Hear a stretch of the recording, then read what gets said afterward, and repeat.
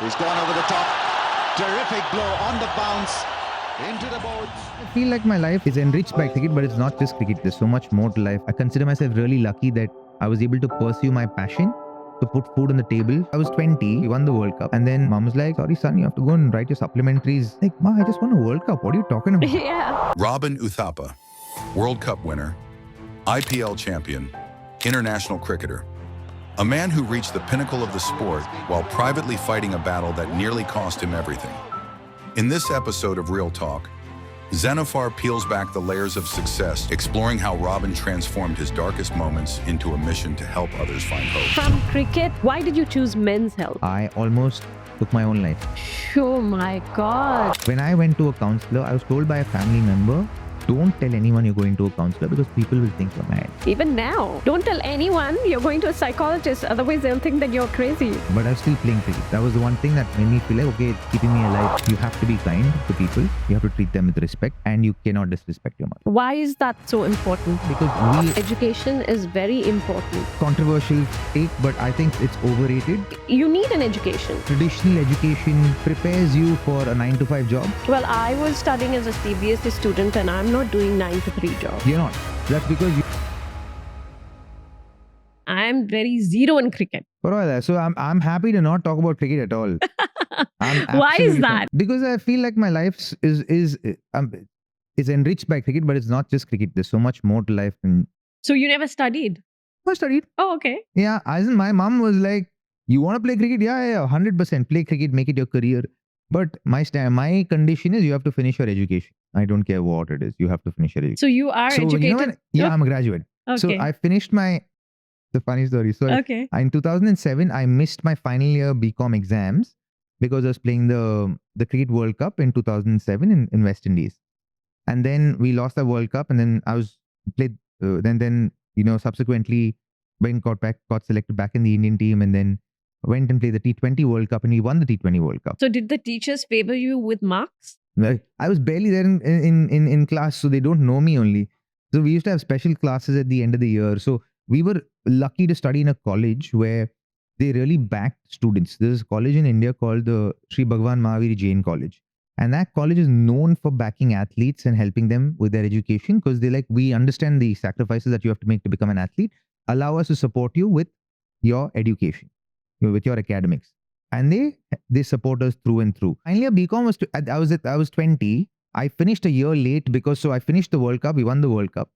And then mom was like, sorry, son, you have to go and write your supplementaries in 2008. Like, ma, I just won a World Cup. What are you talking about? Yeah. I don't need to do this. Like, you think you don't need to do this. Go and do it. So I had to do it. So I went back the next year and then we had supplementary examinations just before the IPL, the first ever IPL. So I went and I wrote my supplementary exams and I passed and became a graduate. So it's lovely to know that education is very important because nowadays... I think it's got its place. No, it has got it. You need an education. That's important. I think controversial take, but I think it's overrated because I think traditional education is kind of prepares you for a 9-to-5 job. If you think about the schooling system, goes from 7 o'clock to 3 o'clock or 7:30 to 3 o'clock, right? What is that? And you're sitting inside rooms doing things. So you believe in homeschooling? I'm open to homeschooling. But I think that's, again, I would not want my children to do homeschooling because the reason is, they won't be exposed. And being exposed is something very important. I'm actually would have to disagree with you there simply because I think there's multiple levels of exposure, right? I definitely think that a child should go to school if they are academically inclined. Like some kids are by nature have the affinity to calculating stuff, are good with basic arithmetic. You can leverage that ability to finances. The ability is a different story. I'm talking about how do you gel exposure with people. So I'll tell you, sport, greatest way to gel and interact with people. The greatest way. Teaches you team unity. You have to accept people for their own personality. You have to find a way to get along with them because all of you are working together to achieve one goal, which is to win a match. So you have to find a way to interact with each other. But again, when you're interacting with each other for a game, you're going to talk about the game and you're going to be there for some time. Not necessarily. Today, my son plays football. He's into parkour. He plays tennis. He plays cricket. The multiple sports that he plays. They're not only talking about cricket. At football, he's talking about cricket. At parkour, he's talking about football. At cricket, he's talking about parkour. Because like there are multiple conversations happening. So today, the conversations are very diverse. So I believe there is plenty opportunities for socialization and connection. And today, a lot more like-minded parents are coming together to say, hey, we don't like the traditional schooling system, so we will find a way to socialize as a peer group. What I wanted to put it up is the kids have to know, because see, this is the world right now is like sea. There's so many people, the good people, bad people, whatever it is. So if the children are not exposed to different kind of scenarios, then when they grow up, they're going to be timid. Sure. And when it comes to sports, as far as I'm concerned, I mean, of course, boys, they do go for sports and everything, but that's not the place where they're going to know about everything. The school. Oh, well, I beg to differ. As an athlete, Really? I feel like, yeah. When you play a sport, you meet success and failure on a day-to-day basis. You have to deal with success. How you have to deal with failure on a day-to-day basis. You're looking at a area where sports is a place where the kids will learn better. Yeah. So for me, I think sport kind of teaches you first principles, right? You will all see when you're basically operating from your instinct when you're playing a sport. Now, if I put you on a paddle court and I ask you to play, even if you don't know how to play paddle, you will play and you will lean on the things that come to you as natural as possible by your ability, right? You'll try your best within that. And so what you're operating from are your first principles, right? If I'm playing a point where I'm playing 15 points against you, and if I'm 5-1 up, you'll be like, I have to somehow get this up to 5-5. Or I want to beat this guy, right? I have to figure it out. Then you start operating from, from a tactical standpoint. How do I do this? Where do I play? I start observing his weakness. You start observing my weakness. Then you start observing, okay, this is my strength. Okay, I play here. This is to his weakness. I'll attack him here. Then you start winning points. So I got it what you said. Yeah. There's a lot of abilities that you grow and that you encounter on a day-to-day basis. When you're playing a sport, if you're playing a competition, you're either winning or you're losing, individually or as a team. When you lose as a team, it's a collective loss. How do you deal with collective loss? It teaches you to deal with collective loss in a family. It could be a pet. It could be somebody else. Well, I was studying as a CBSE student and I'm not doing 9-3 job. You're not. That's because you have independent thought and you've been able to nurture that. Not a lot of people, when they go through that, have the courage to be able to think independently and voice their thoughts independently, right? Yeah. To actually operate from a place where they want to control their own narrative, right? That doesn't happen.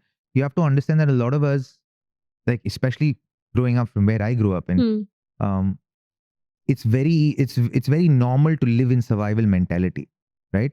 You get a job, like you study, you finish your education, you get a job. Once you get a job, you get married, take a loan, buy a house, you have kids, and then you spend the rest of your youth from 30s to 50s to pay off that loan that you bought the house. That still exists now. It's still, and that's survival mentality. Yeah. Right?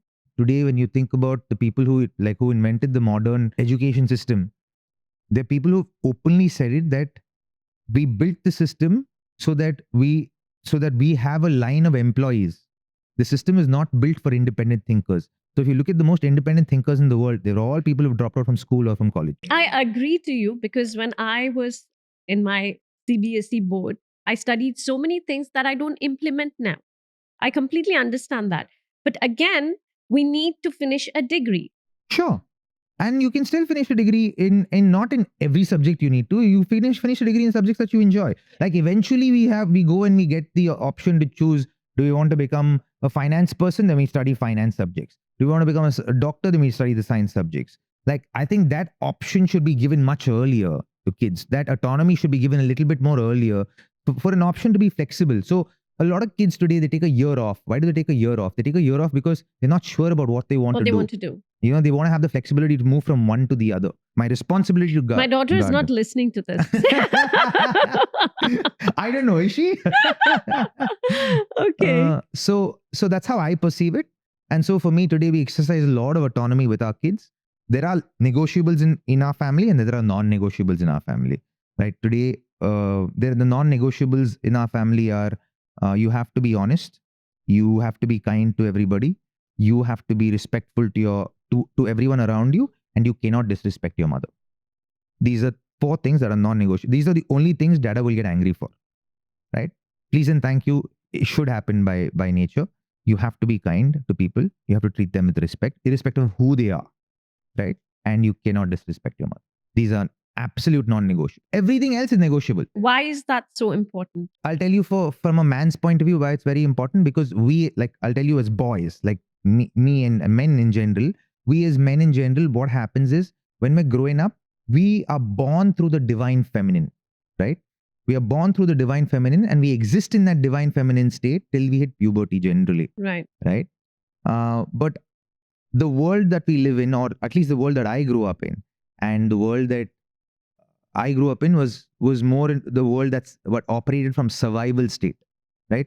You finish your education, you get a job, you buy a house, like it's like all survival state. Today you talk about any kids about buying a house, they're like, I don't want to buy a house. Why? I live here, I live in this country 1 year, I live in that country next year. They're all operating from thriving state, right? So we operate from survival state. So when we operated from that state, our upbringing also was like that. So as boys, we were masculinized very, very quickly in lives. As young boys, we're like, strong boys don't cry. Boys don't cry.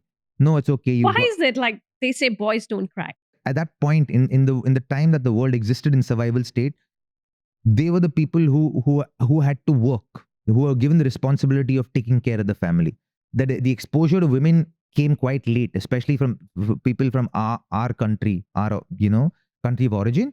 It came a little late. It came in the mid 90s, early 2000s is when it came, right? So it was always, we were always masculinized very, very quickly. And because of that, because we were not taught to process our emotions as boys, as young boys, we were not taught. So we don't know. We were in fact stopped from processing our emotions. If you get hurt, hey, get away, nothing happened. Go. With men, they don't show emotion because one is it makes them look, they're perceived as weak. They're not perceived as, hey, this person is just showing an emotion. Like today, we're teaching our son that crying is an emotion. It's you feeling sad and it's an outlet of that. It's not a bad thing. You can cry. But after you finish crying, I want you to talk to me about what you felt and that led you to feel like crying, right? Can we articulate that? Did you feel sad? Did you feel upset?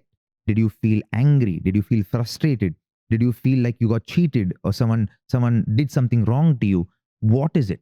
So then we're teaching him how to connect emotions to words.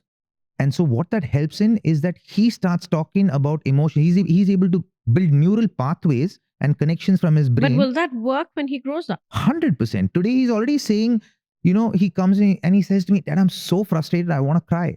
I'm like, okay, have a good cry. No problem. I'm here with you. Go on. And then we'll talk about why you're frustrated. What frustrated you? So from cricket to men's health, this is a very drastic move, yes. A shift. So tell me something. Why did you choose men's health? When I was actually going through a period of being suicidal, I was the second highest earning IPL player. Suicidal, really? Yeah. I went and through what that. age was that? I was, this is between the ages of 21 and 25. Oh. Yeah. So for 5 years. Were you married or you were not? No, I wasn't. Single. Girlfriend? Yeah. I had a long-term girlfriend who had just broken. So that's why you were suicidal? No, not really, not at all. Okay. Not because of that. And I had a lot of issues growing up, and a lot of things that I went through and experienced. A lot of things within cricket as well. A lot of things within my personal life, my family life. So I'll tell you. So when I played the IPL, the first year I played for this team called Mumbai Indians. And when we played cricket at that point in time, cricket was played from a point of view where you played for one club, you played for one state, one district, you played for one state, you played for your country, you played like loyalty was big in cricket. Now, when the IPL began, it became a franchise model, club model, professional sport. And for me, I was already going through, I'd gotten dropped from the Indian team. There were issues that were happening at home. I'd broken up. My girlfriend had we were going through a difficult phase. We hadn't broken up yet. And so for me, I was trying to make a comeback. I was going through all of these things, managing things at home. And a lot of those things were happening. And I was playing the IPL as well. And the next year, 2 weeks before the IPL began, I got a transfer window. So basically, they wanted to transfer me. They wanted to trade me to another team. Why is that?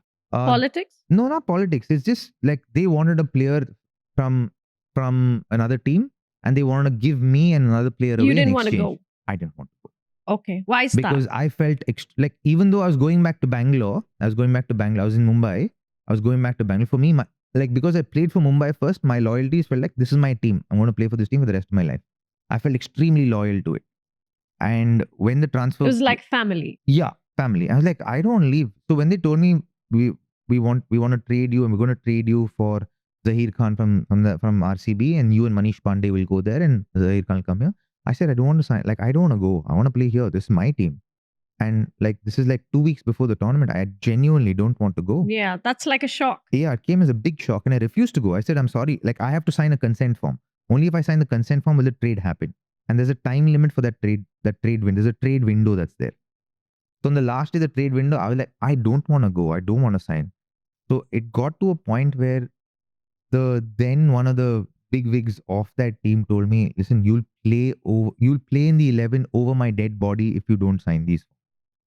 And that's when I felt completely unwanted in that franchise, because nobody else from the franchise at that point reached out to me. Nobody spoke to me. Nothing happened. So I felt very dejected. I felt very lost. And I felt like it felt like very unfair. So I said, okay, they don't want me here. So no point being here. But my heart still belonged to the team. But I signed the consent forms. The trade happened. Even though Bangalore is where I'm from, I'm going to my home team. So did you play? I went to RCB. Okay. I went to that team and I played for the team. But the first year, I felt like I was an imposter. I had complete imposter syndrome, and I felt like I didn't belong to that team. Then how did you play? That made it extremely challenging, because cricket also is a very complex. Because something where you don't belong and you have to play the game, that's very difficult. Yeah. So like, and those are complexities of human emotions that when you're playing professional sport at the highest levels, that you have, like, when you're dealing with that, it's very, very heavy. And I didn't realize how heavy it was. In fact, in the 2009 IPL, I almost took my own life.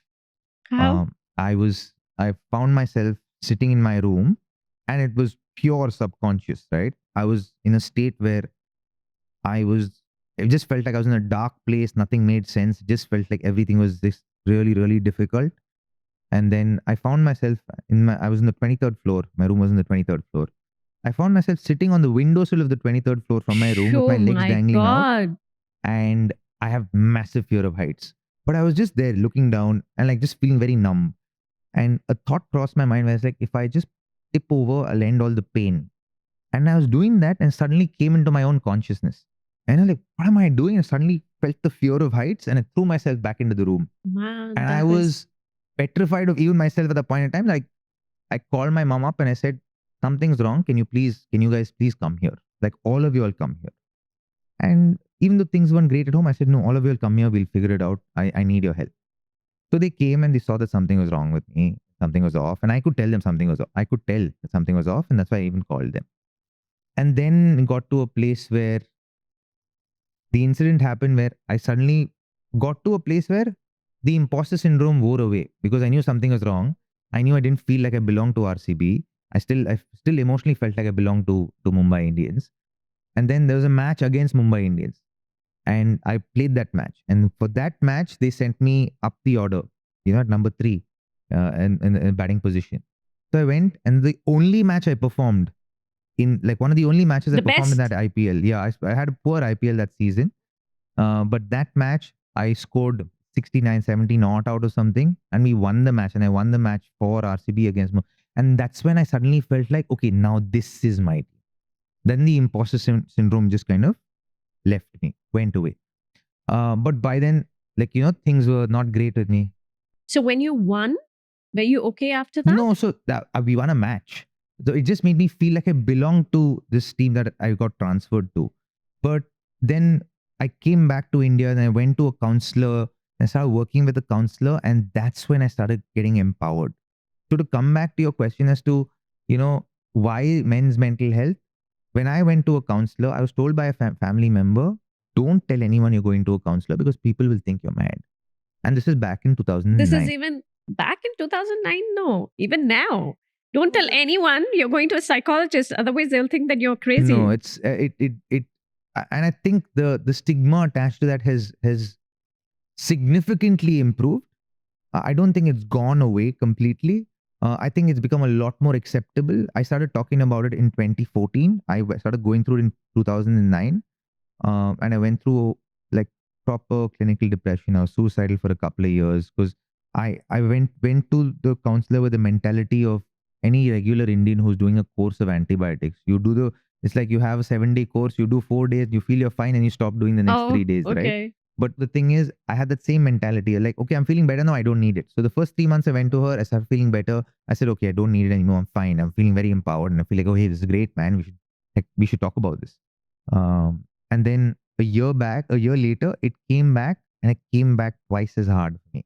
Oh. And then the second half of 2010 and 2011 were the toughest periods of my life. Okay. Because that's when the long-term relationship got completely broken off. And then 2011 was a dark space for me. And then I went all of 2011 being completely depressed. I'd completely changed as a person, as a human being, as a cricketer. And the standards by which I played my cricket all diminished and they all withered away. And I became it just felt like I was living in a very dark place. I felt like I was living in rock bottom. And I lost complete respect for myself. There was no self-love. There was no self-respect. There was a lot of shame attached to who I had become. So in a very dark place there. And then it took me a year. I should show you a photograph of how I looked at that point in time.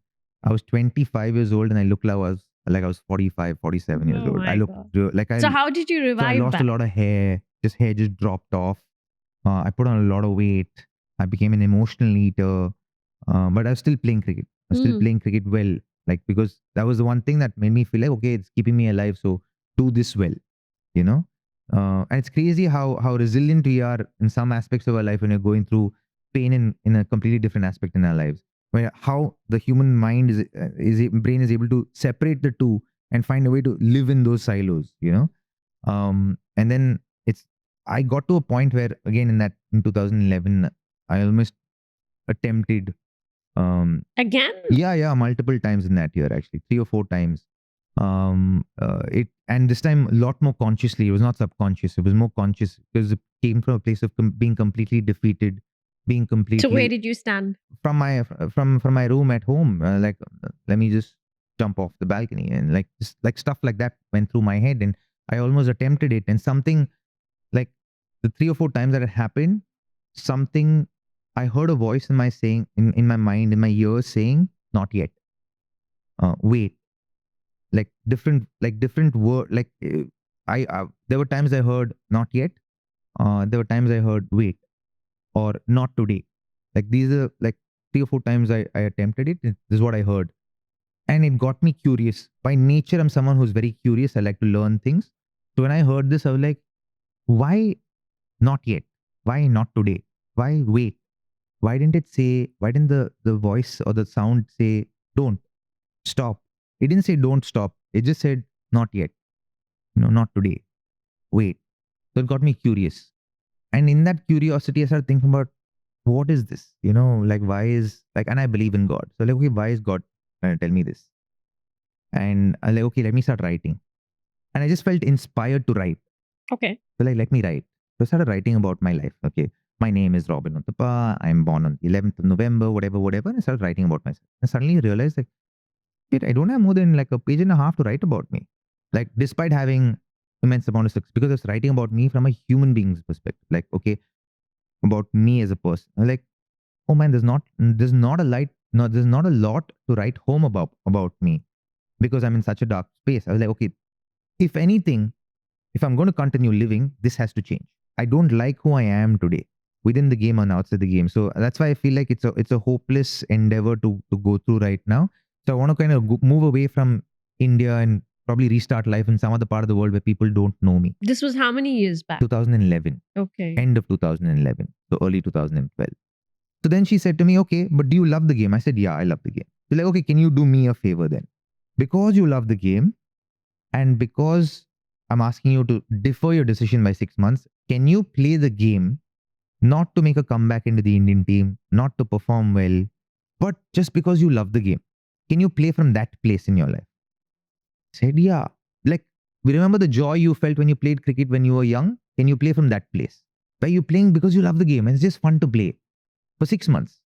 And she like threw in a carrot saying, like, if you play another season of the IPL and you still decide to quit the game, you've made some more money and you can go and restart life comfortably.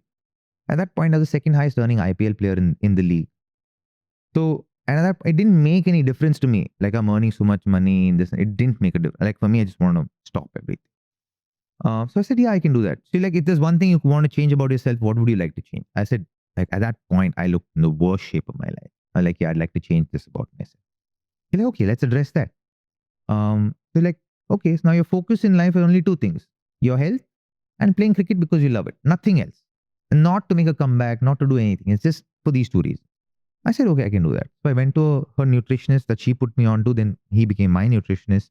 And then we started working together. I started focusing on my health and just doing what he asked me to do from a health perspective. In a month and a half, I lost about 6 kilos. I felt great. And I was just being disciplined about those things. I drew all my energies to just do that. I started doing that. Things started getting better. I started playing cricket again, just from a, like, not from trying to win or not trying, just from, yeah, I love playing this game. Let me just play this game for the love of it.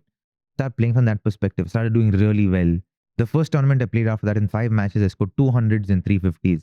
So it performed really well. The team won, and suddenly I was like, hey, this is good. Let me just stay with this for some more time and see where it goes. Then I played the IPL. By the time I got to the IPL, became really healthy. And then I was in the top 5 or 7 run getters in that particular IPL in 2012, which felt really great. And then in that IPL, I rediscovered my passion for the game, for who I am as a person. I set values and principles by how I want to live my life. And I was like, okay, I'm going to work for the next however long it takes to become this person that I've set for myself. That is the highest version of me, and I want to become this person. So I went on a 2-year journey in just becoming this person. What kind of a friend I want to be, what kind of a teammate I want to be, what kind of a boyfriend I want to be. It's like a rebirth. Yeah, what kind of a husband I want to be, what kind of a son I want to be, what kind of a brother I want to be, what kind of a business partner I want to be, what kind of a father I want to be. Like, literally all of those aspects are like, okay, I set the standards and like, okay, I want to live this, I want to live this, I want to live this. And when this becomes second nature, I know that I would have completed this journey. So there's no time limit, but I was like, I'm just going to go on it. It took me 2 years to actually get to this place.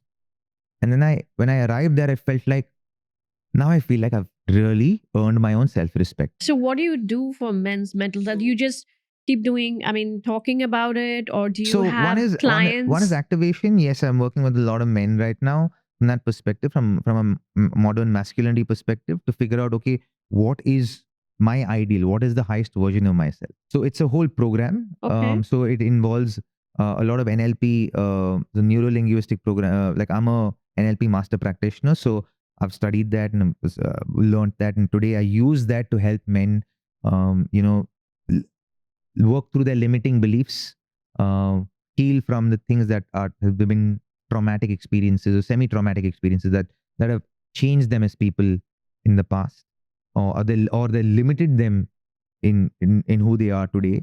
So use a lot of those techniques, and then my experience in cricket with high performance and leadership, I use a lot of those aspects and a lot of these techniques and somatic breathing techniques to be able to help men discover, one, release from a lot of the childhood trauma and limiting beliefs that they have in their lives. And then we work through helping them figure out the most essential parts of their lives and what are the highest versions of themselves. And have you seen any differences? Yeah, Positive? So today I haven't done the program itself, but I've worked individually with a lot of men. But the program itself is something I'm going to be releasing later on this year. Because I want to do it with a lot of respect, a lot of reverence. I want to do it from a place where I'm doing it and I'm doing it well. So I don't take this lightly at all. And we're doing it for we're still deciding what the size of cohort will be. We're thinking it'll be between 11 to 22 men. We're still figuring out a number. And I think because we want And it age?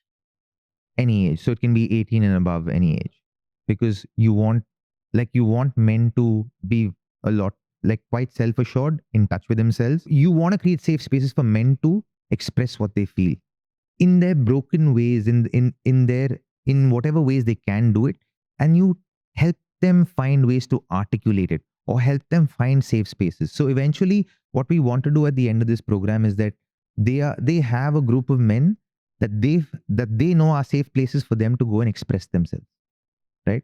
And then we create and we break down things that are limiting them in their lives, so that they are able to see what the highest version of themselves are. And you have been in Dubai now for 3 years. Our 4th year now. Yes. Your 4th year. So have you started this like the time you've come to Dubai? So I retired, and Okay. then I retired to play. What is the retirement age for cricket? No, there's no retirement age. You can retire whenever you want.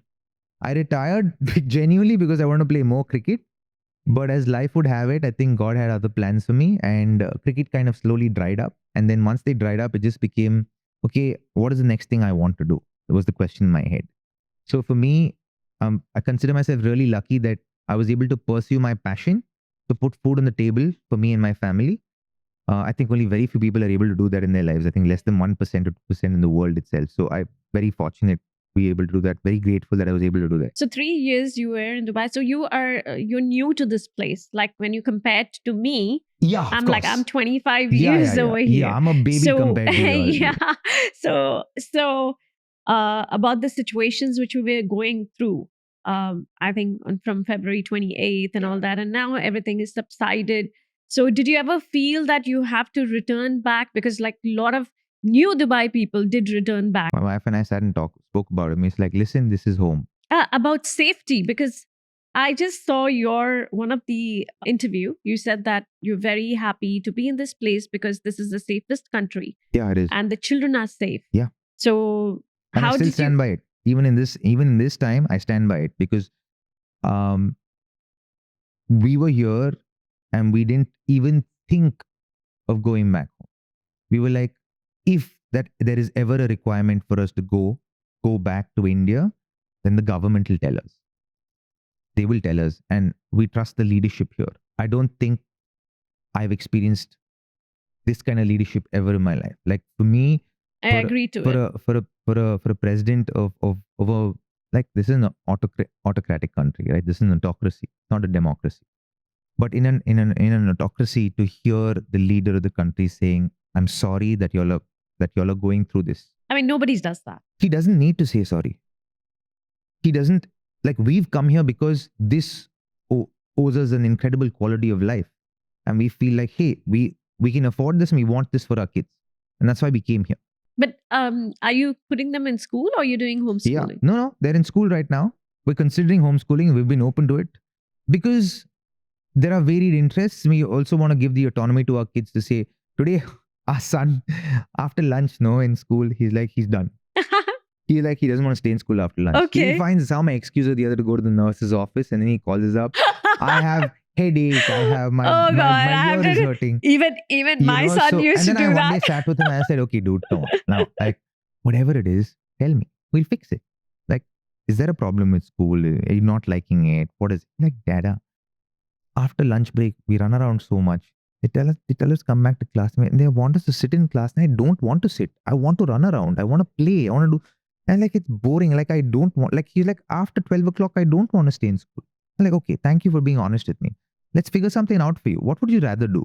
Then the conversation went, okay, what are your favorite subjects? What would you like to learn? What do you not like? What do you like? And then again, negotiate with them okay, what is good? What is right? Like, that there are basic things that they need to learn. Languages, math, a little bit of science, a little bit of culture.